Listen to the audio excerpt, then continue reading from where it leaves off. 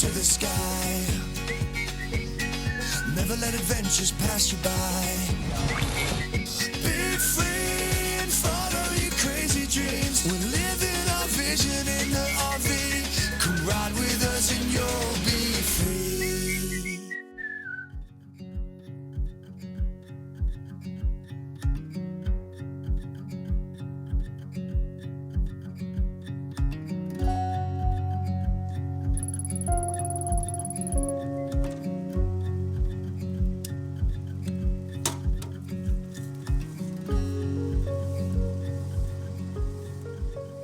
Today we're doing something a little different. We're doing a Taste of Bishop Arts tour. There's a website that has a lot of different tours that are supposed to be a lot of fun. This was the only one that was available today on Sunday. We were trying to figure out what we were going to do last minute once again.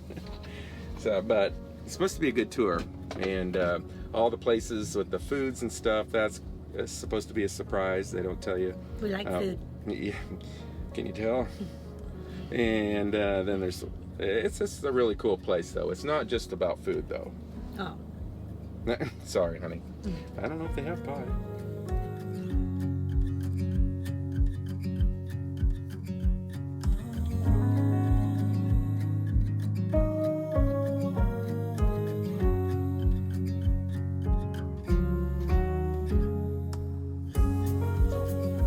Welcome to the Bishop Arts District in Dallas, Texas, a neighborhood with a history as colorful as its murals. Well, we found a place to park here about 2 or 3 blocks down from where our meeting place is. Yeah, I mean, if you can get lucky to get on the street, you know, there's that option. But it's about $63 per person. It's a 3.5-hour tour, and then they'll send you an email, tell you where to meet. We're a little early, so we're going to go ahead and kind of make our way there. And we saw a pie shop. Not sure if that's going to be on our list, but maybe we should stop there first. maybe we should. Maybe we should. This parking lot is on the corner of Bishop and 9th, right next to Century 21 Real Estate Building.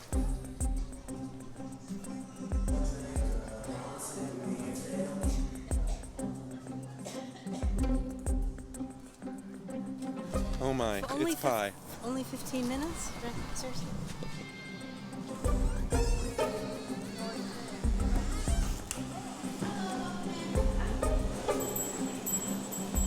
Smaller version, but the Lord of Clyde is our deep dish caramel apple version. You have the Bonnie and Clyde. Yeah.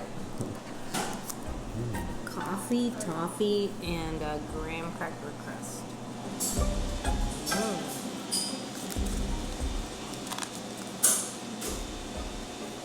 Oh, our meeting place is right across the street here from the pie place. Did you notice that? I did. Yep.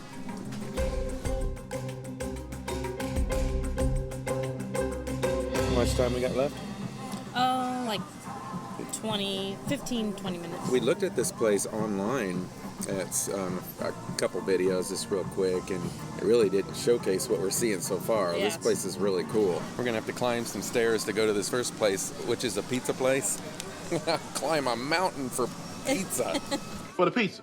For the pizza. So the buildings from this area are a lot of them from the 1920s. This particular one used to be a broom and dustpan manufacturer, and A lot of crime. a lot of crime in the area back in the 40s, like a lot of gangs, I guess, and stuff. And the owner of the broom and dustpan factory sent one to the president and said, "This is for you to help sweep up crime." I believe the pun was intended. This is a really cool place. This is Eno's right here. Is this a speakeasy or something? Yeah. No, we'd be going downstairs. That's true.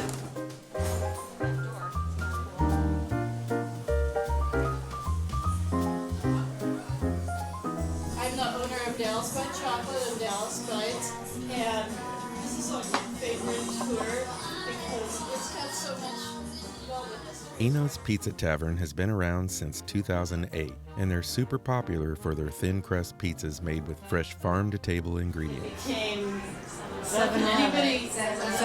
7-Eleven. 7-Eleven started about a mile from here back in 1927. 7-Eleven started in Oak Cliff, Texas in 1927 as the Southland Ice Company, supplying blocks of ice for people's ice boxes. To make life easier for customers, they began selling essentials like eggs, milk, and bread. Originally called Totem's Stores, partly because customers toted their groceries home and partly due to the addition of totem poles shipped from Alaska.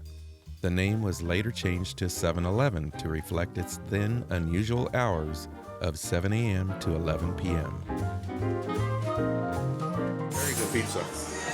And they can do, for an upcharge, a gluten-free pizza too. I didn't notice that. Handle, that is so cool. Pizza was very good, wasn't it? It was very good. Very good. One All right. was called Smiling Piggy. That was the meat one with the honey drizzle. That on was it. my favorite. They were so happy. And the other one was called Heirloom Spinach. And that was good too. It had a white sauce and mushrooms and stuff. Yeah, it was good. This area started out in the early 1900s as a bustling trolley stop, connecting residents to the heart of Dallas. But like many urban districts, it went through its share of ups and downs. By the 1930s and 40s, the area became a hub for small businesses and entertainment. But as the years passed, it took a darker turn. The mid-20th century brought a wave of crime and neglect that left the district struggling to survive. Wow. This is their hideaway. It was called the Bishop Street Soda Pharmacy. This venue was a popular hangout for the infamous Bonnie and Clyde during the 1930s, and stories suggest that police often organized raids here in attempts to capture them. But Bonnie and Clyde always managed to escape. If I get my feet on the ground, I'd make Bonnie my wife, and we'd rob this whole town. Maybe take all that money, get a boat and sail down, down, where the blue, blue waters flow. Yes, this is a place I would go. We might get ourselves lost, we may never be found, if ever that day comes around. Fast forward to the 1980s, when artists and visionaries saw potential in the neglected storefronts and began breathing new life into Bishop Arts. They turned abandoned buildings into art studios, coffee shops, and galleries, sparking a creative renaissance that laid the foundation for what the district is today. There's a thriving community spirit here, with regular events, live music, and a focus on supporting local businesses.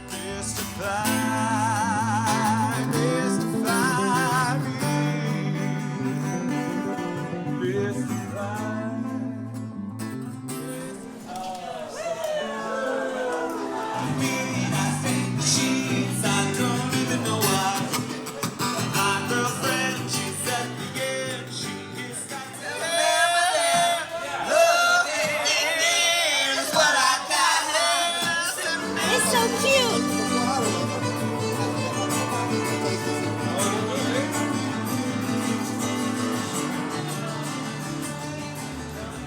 13 Barrels Craft House was formerly known as Parker Barrows. The name was a nod to the infamous outlaws Bonnie Parker and Clyde Barrow, who were known to frequent the area during the 1930s. The establishment embraced this historical connection, featuring black and white decor and vintage photographs of the duo, creating an ambiance reminiscent of the Great Depression era. From its gritty past to its thriving present, Bishop Arts District is a testament to the power of creativity and community.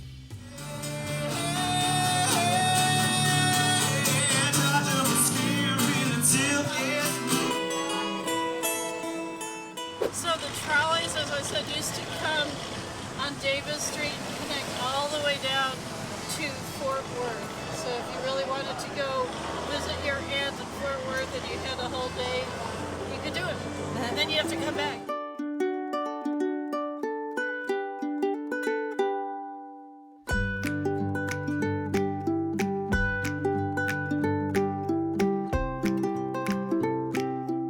It's history.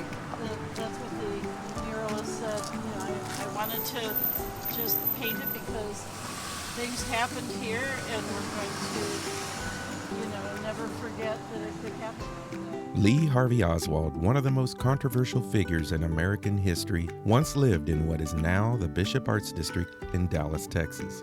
During the 1960s, before his infamous involvement in the assassination of President John F. Kennedy, Oswald resided in the area, which was then a modest neighborhood far removed from its current vibrant atmosphere. Today, a mural of Oswald can be found in the district, not to glorify his actions, but to acknowledge a moment in history that forever shaped the nation.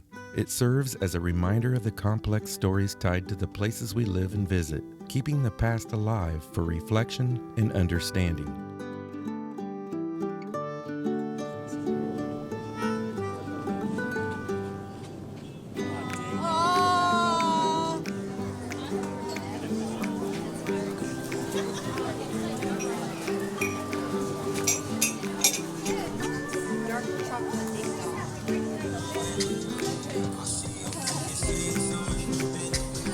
Are we gonna go see Santa? I think we're seeing the Grinch. I know him. The Grinch.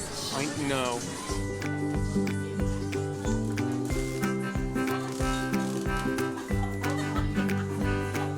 This one's mine. This one's yours. I am naughty. This is yours.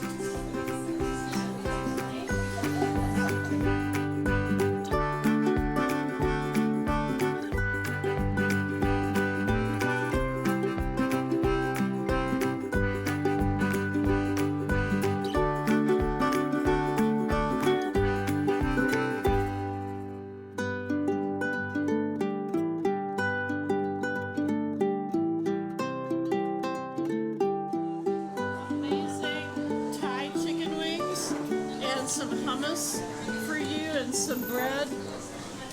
And this is the Bishop Exchange. Another photo of the Lake Cliff.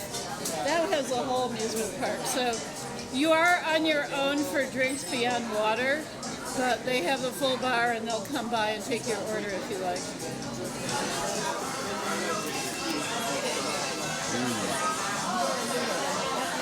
Cucumber margarita. That's packed.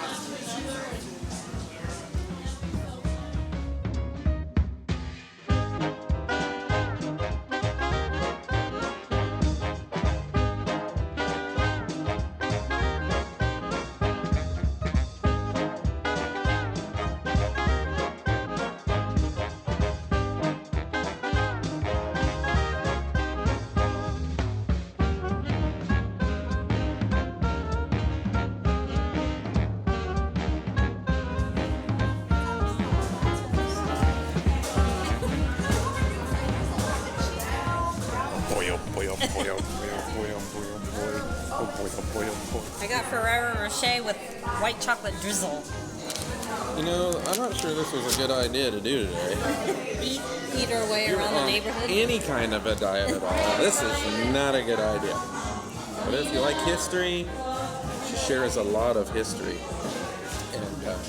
And unfortunately, we couldn't record a lot of it because there was a lot of background music and a lot of street noise, loud cars going by, all kinds of things. Yes. Yes.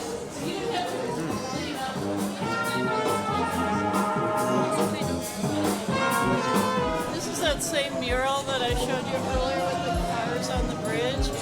And then this used to be a theater.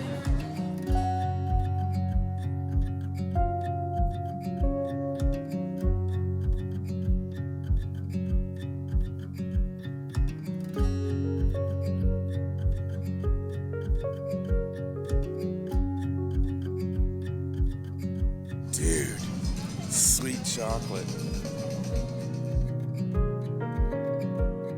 Yvonne Craig was an American actress best known for playing Batgirl in the 1960s Batman TV series.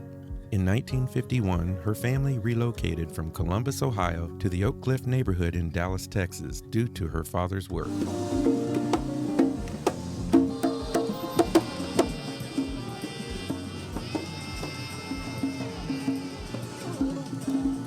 It's you again. Our tour guide said that this pumpkin was really good, so we came back to try it. And it has a gingerbread crust. You have to tell me how the crust is, because I've I've overloaded on the wheat today.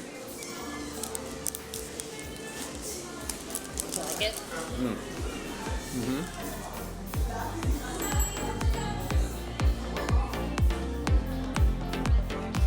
Call it a day and celebrate.